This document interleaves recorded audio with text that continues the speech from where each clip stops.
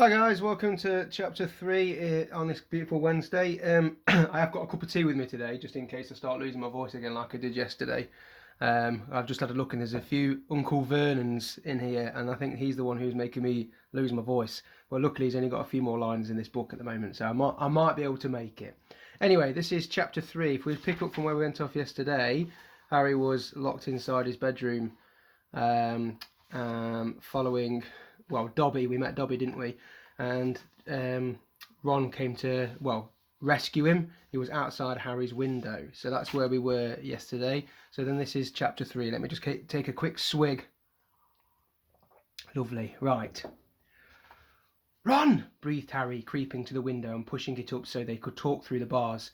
Ron, how did you... What the... Harry's mouth fell open as the full impact of what he was seeing hit him. Ron was leaning out the back window of an old turquoise car, which was parked in mid-air.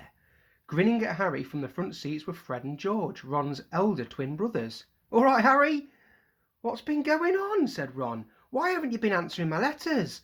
I've asked you to stay about 12 times, and then Dad came home and said you've got an official warning for using magic in front of muggles."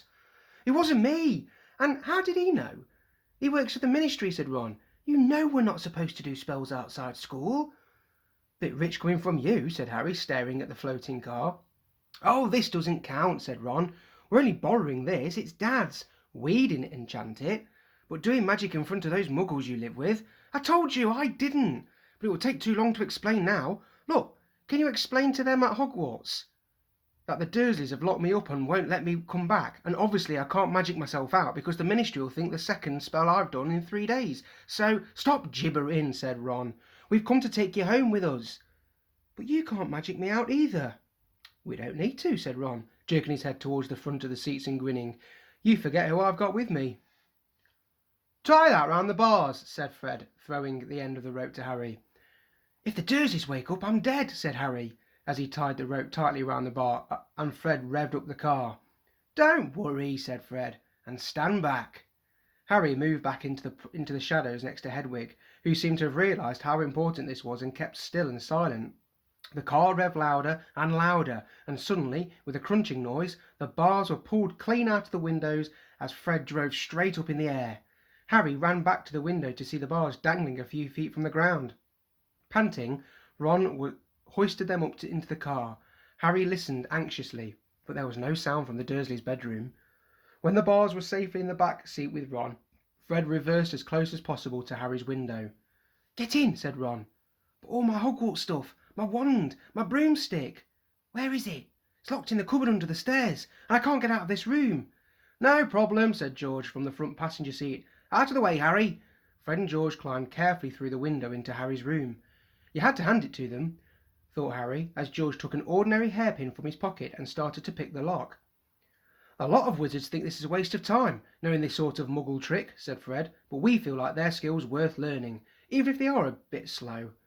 There was a small click and the door swung open. "So, we'll get your trunk. You grab anything you need from your room and hand it out to Ron," whispered George. "Watch out for the bottom stair. It creaks," Harry whispered back, as the twins disappeared into the dark landing. Harry dashed around his room, collecting his things together and passing them out of the window to Ron.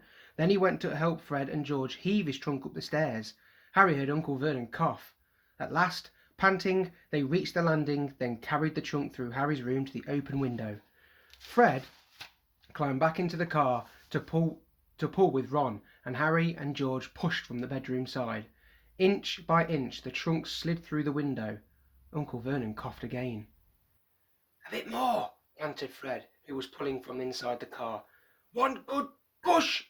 Harry and George threw their shoulders against the trunk, and it slid out of the window into the back seat of the car. "Okay, let's go," George whispered. But as Harry climbed into the window sill, there came a sudden loud screech from behind him, followed immediately by the thunder of Uncle Vernon's voice. "That ruddy owl!" "I've forgotten Hedwig!" Harry tore back across the room as the landing light clicked on. He snatched up Hedwig's cage, clashed to the window, and passed it out to Ron. He was scrambling back onto the chest of drawers when Uncle Vernon hammered on the unlocked door, and it crashed open. For a split second, Uncle Vernon stood, framed in the doorway. Then he let out a bellow like an angry bull and dived at Harry, grabbed him by the ankle. Ron, Fred, and George seized Harry's arms and pulled as hard as they could. "Petunia!" roared Uncle Vernon. "He's getting away! He's getting away!" The Weasleys gave a gigantic tug, and Harry's legs slid out of Uncle Vernon's grasp. As soon as Harry was in the car and had slammed the door shut, Ron yelled, "Put your foot down, Fred!" and the car shot suddenly towards the moon. Harry couldn't believe it. He was free. He wound down the window, the night air whipping his hair, and looked back at the shrinking rooftops of Privet Drive. Uncle Vernon, Aunt Petunia, and Dudley were all hanging dumbstruck out of Harry's window. "See you next summer!" Harry yelled. The Weasleys roared with laughter, and Harry settled back in his seat, grinning from ear to ear. "Let Hedwig out," he told Ron. "She can fly behind us. She hasn't had a chance to stretch her wings for ages." George handed the hairpin to Ron, and a moment later Hedwig had soared joyfully out of the window to glide alongside them like a ghost. "So, what's the story, Harry?" said Ron impatiently. "What's been happening?" Harry told them all about Dobby, the warning he'd given Harry, and the fiasco of the violet pudding. There was a long shocked silence when he had finished. "Very fishy," said Fred finally. "Definitely dodgy," agreed George. "So he wouldn't even tell you who's supposed to be plotting all the stuff?" "I don't think he could," said Harry. "I told you, every time he got close to letting something slip, he started banging his head against the wall." He saw Fred and George look at each other. "What, you think he was lying to me?" said Harry. "Well," said Fred, "put it this way. House elves have got powerful magic of their own, but they can't usually use it without their master's permission. I reckon old Dobby was sent to stop you coming back to Hogwarts. Someone's idea of a joke. Can you think of anyone at school who has a grudge against you?" "Yes," said Harry and Ron together instantly. "Draco Malfoy," Harry explained. "He hates me." "Draco Malfoy?" said George, turning around. "Not Lucius Malfoy's son?" "Well, it must be. It's not a very common name, is it?" said Harry. "Why?" "I've heard Dad talking about him," said George. "He was a big supporter of You-Know-Who." "And when You-Know-Who disappeared," said Fred, craning around to look at Harry, "Lucius Malfoy came back saying he'd never meant any of it. Load of dung, Dad reckons. He was writing with You-Know-Who's inner circle." Harry had heard these rumours about Malfoy's family before, and they didn't surprise him at all. Draco Malfoy made Dudley Dursley look like a kind, thoughtful and sensitive boy. "I don't know whether the Malfoys own a house elf," said Harry. "Well, whoever owns him will be an old wizarding family, and they'll be rich," said Fred. "Yeah, Mum's always wishing she had a house elf to do the ironing," said George. "But all we've got is a lousy old ghoul in the attic, and gnomes all over the garden. House elves come with big old manors and castles and places like that. You wouldn't catch one in our house." Harry was silent. Judging by the fact that Draco Malfoy usually had the best of everything, his family were rolling in wizard gold, he could just see Malfoy strutting around a large manor house. Sending the family servant to stop Harry going back to Hogwarts also sounded exactly like the sort of thing Malfoy would do. Had Harry been stupid to take Dobby seriously? "I'm glad we came to get you anyway," said Ron. "I was getting really worried when you didn't answer any of my letters. I thought it was Errol's fault at first." "Who's Errol?" "Our owl. He's ancient. It wouldn't be the first time he's collapsed on a delivery. So then I tried to borrow Hermes." "Who?" "The owl Mum and Dad bought Percy when he was made prefect," said Fred out from the front. "But Percy wouldn't lend him to me," said Ron. She said he needed him." "Percy's been acting very oddly this summer," said George, frowning, "and he has been sending a lot of letters and spending a load of time shut up in his room. I mean, there's only so many times you could polish a prefect badge. You're driving too far west, Fred," he added, pointing at a compass on the dashboard. Fred twiddled the steering wheel. "So, does your dad know you've got the car?" said Harry, guessing the answer. No," said Ron. "He had to work tonight. Hopefully we'll be able to get it back in the garage without Mum noticing we flew it." "What does your dad do at the Ministry of Magic anyway?" "He works in the most boring department," said Ron. "The Misuse of Muggle Artifacts Office." "The what?" "It's all to do with bewitching things that are Muggle made, you know, in case they end up back in a Muggle shop or house. Like last year some old witch died and her tea set was sold to an antique shop. This Muggle woman brought it, took it home and tried to serve her friend tea in it. It was a nightmare. Dad was working overtime for weeks." "What happened?" "The teapot went berserk and squirted boiling tea all over the place, and one man ended up in hospital with the sugar tongs clamped to his nose. Dad was going frantic. It's only him and an old warlock called Perkins in the office, and they had to do memory charms and all sorts to cover it up." "But your dad, this car?" Fred laughed. "Yeah, Dad's mad about everything to do with Muggles. Our shed's full of Muggle stuff. He takes it apart, puts spells on it and puts it back together again. If he raided our house, he'd have to put himself straight under arrest. It drives Mum mad." "That's the main road," said George, peering down through the windscreen. "We'll be there in 10 minutes. Just as well, it's getting light." A faint pinkish glow was visible along the horizon to the east. Fred brought the car lower, and Harry saw a dark patchwork of fields and clumps of trees. "We're a little way outside the village," said George. "Ottery St. Catchpole." Lower and lower went the flying car. The edge of a brilliant red sun was now gleaming through the trees. "Touchdown!" said Fred, as, with a slight bump, they hit the ground. They had landed next to a tumble-down garage in a small yard, and Harry looked out for the first time at Ron's house. It looked as though it had once been a large stone pigsty, but extra rooms had been added here and there until it was several stories high, and so crooked it looked as though it was held up by magic, which Harry reminded himself it probably was. 4 or 5 chimneys were perched on top of the red roof. A lopsided sign stuck in the ground near the entrance read, "The Burrow." Round the front door lay a jumble of Wellington boots and a very rusty cauldron.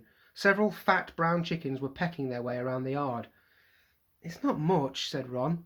"It's brilliant," said Harry happily, thinking of Privet Drive. They got out of the car. "Now, we'll go upstairs really quietly," said Fred, "and wait for Mum to call us for breakfast. Then, Ron, you come bounding downstairs going, 'Mum, look who turned up in the night!' And she'll be all pleased to see Harry, and no one need ever know we flew the car." "Right," said Ron.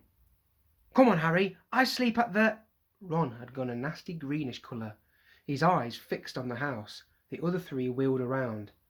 Mrs. Weasley was marching across the yard, scattering chickens, and for a short, plump, kind-faced woman, it was remarkable how much she looked like a saber-toothed tiger. "Ah," said Fred. "Oh dear," said George. Mrs. Weasley came to a halt in front of them, her hands on her hips, staring from one guilty face to the next. She was wearing a flowered apron with a wand sticking out of her pocket. "So," she said. "Morning, Mum," said George, in what was clearly thought was a jaunty, winning voice. "Have you any idea how worried I've been?" said Mrs. Weasley, in a deadly whisper. "Sorry, Mum, but see, we had to." All 3 of Mrs. Weasley's sons were taller than she was, but they cowered as her rage broke over them. "Bed's empty, no note, car gone, could have crashed, out of my mind with worry. Did you care? Never, as long as I've lived. You wait until your father gets home. We never had trouble like this from Bill or Charlie or Percy." "Perfect Percy," muttered Fred. "You could do with taking a leaf out of Percy's book," yelled Mrs. Weasley, prodding a finger in Fred's chest. "You could have died. You could have been seen. You could have lost your father his job." It seemed to go on for hours. Mrs. Weasley had shouted herself hoarse before she turned to Harry, who backed away. "I'm very pleased to see you, Harry dear," she said. "Come in and have breakfast." She turned and walked back into the house, and Harry, after a nervous glance at Ron, who nodded encouragingly, followed her. The kitchen was small and rather cramped. There was a scrubbed wooden table and chairs in the middle, and Harry sat down at the edge of his seat, looking around. He had never been in a wizard house before. The clock on the wall opposite him had only one hand, and no numbers at all. Written around the edge were things like "Time to make tea," "Time to feed the chickens," and "You're late." Books were stacked 3 deep on the mantelpiece, books with titles like "Charm Your Own Cheese," "Enchantment in Baking," and "1-Minute Feasts, It's Magic." And unless Harry's ears were deceiving him, the old radio next to the sink had just announced that coming up was Witching Hour, with the popular singing sorceress Celestina Warbeck. Mrs. Weasley was clattering around, cooking breakfast a little haphazardly, throwing dirty looks at her sons as she threw sausages into the frying pan. Every now and then she muttered things like, "Don't know what you were thinking of," and "Never would have believed it." "I don't blame you, dear," she assured Harry, tipping 8 or 9 sausages onto his plate. "Arthur and I have been worried about you too. Just last night we were saying we'd come and get you ourselves if you hadn't written back to Ron by Friday. But really—" She was now adding 3 fried eggs to his plate. "Flying an illegal car halfway across the country? Anyone could have seen you." She flicked her wand casually at the washing up in the sink, which began to clean itself, clinking gently in the background. "It was cloudy, Mum," said Fred. "You keep your mouth closed while you're eating," Mrs. Weasley snapped.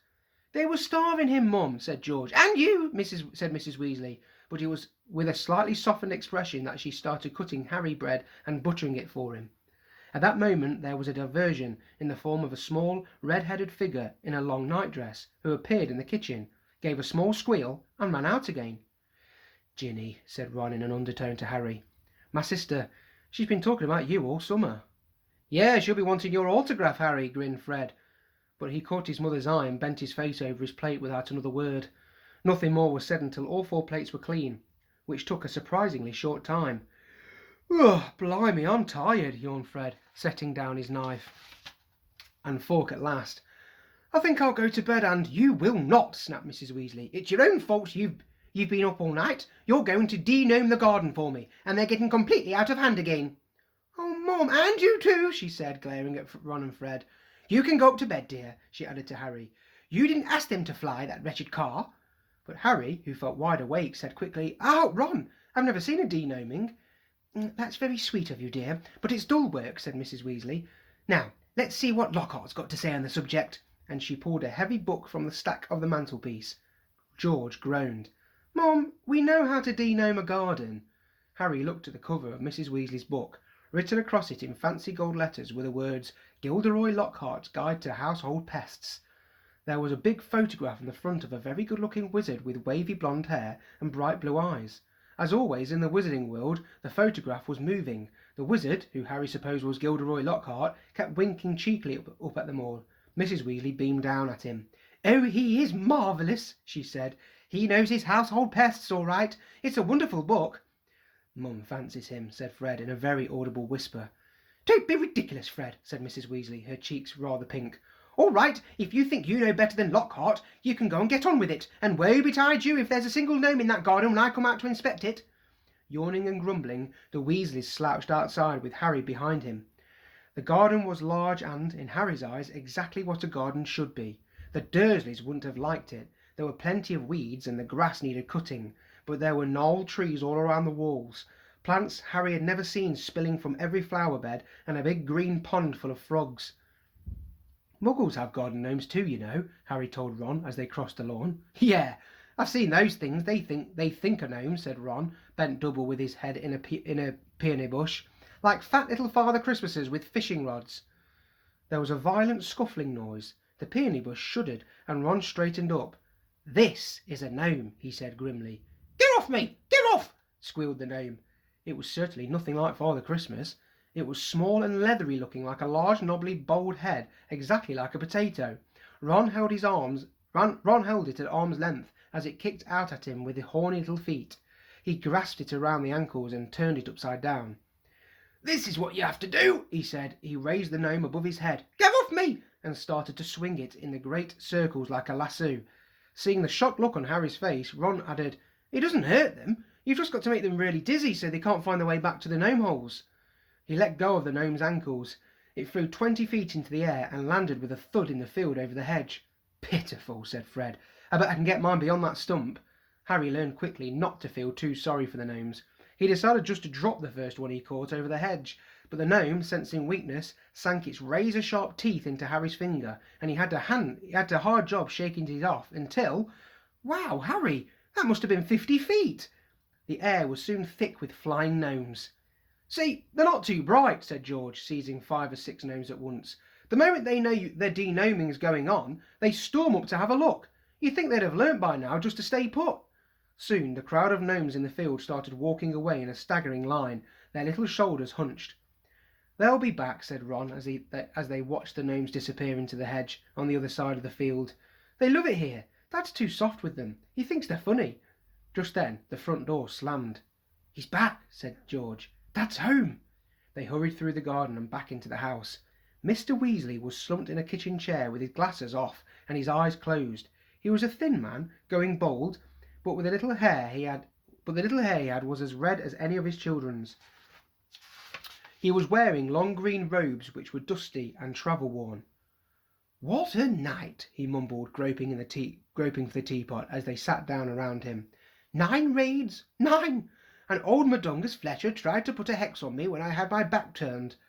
Mr. Weasley took a long gulp of tea and sighed. "Find anything, Dad?" said Fred eagerly.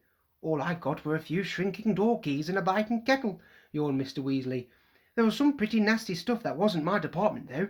Mortlake was taken away for questioning about some extremely odd ferrets, but that's the Committee on Experimental Charms, thank goodness." "Why would anyone bother making door keys shrink?" said George. "It's just muggle baiting," sighed Mr. Weasley. "Sell them a key that keeps shrinking to nothing so they can never find it when they need it. Of course, it's very hard to convict anyone because no muggle will admit their keys keep shrinking. They'll insist they just keep losing it.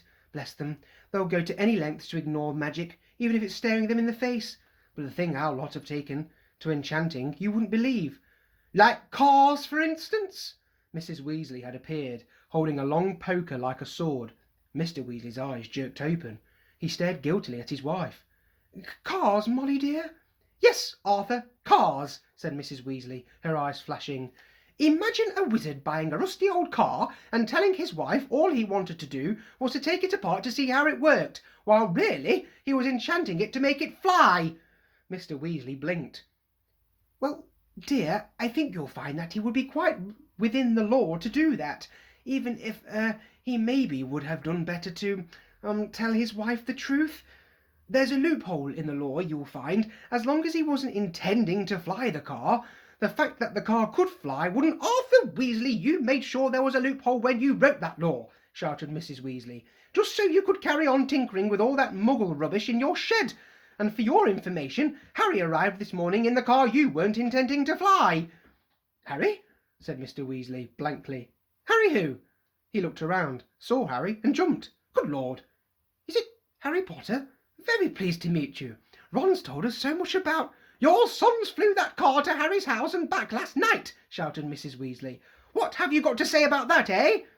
"Did you really?" said Mr. Weasley eagerly. "Did it go all right? I mean," he faltered, as sparks flew from Mrs. Weasley's eyes. That was very wrong, boys, very wrong indeed." "Let's leave them to it," Ron muttered to Harry, as Mrs. Weasley swelled like a bullfrog. "Come on, I'll show you my bedroom." They slipped out of the kitchen and down a narrow passageway to an uneven staircase, which zigzagged its way up through the house. On the third landing a door stood ajar. Harry just caught sight of a pair of bright brown eyes staring at him before it closed with a snap.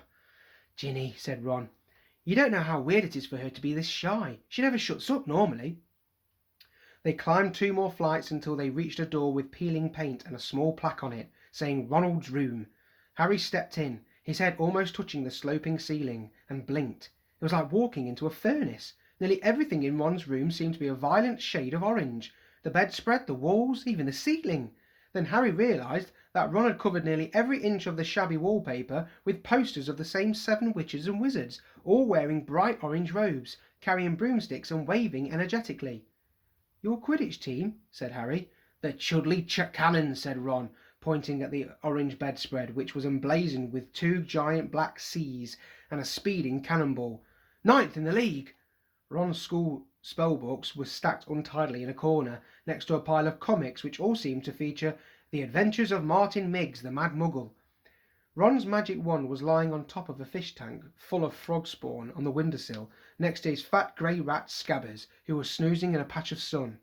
Harry stepped over a pack of self-shuffling playing cards on the floor and looked out at the tiny window in the field.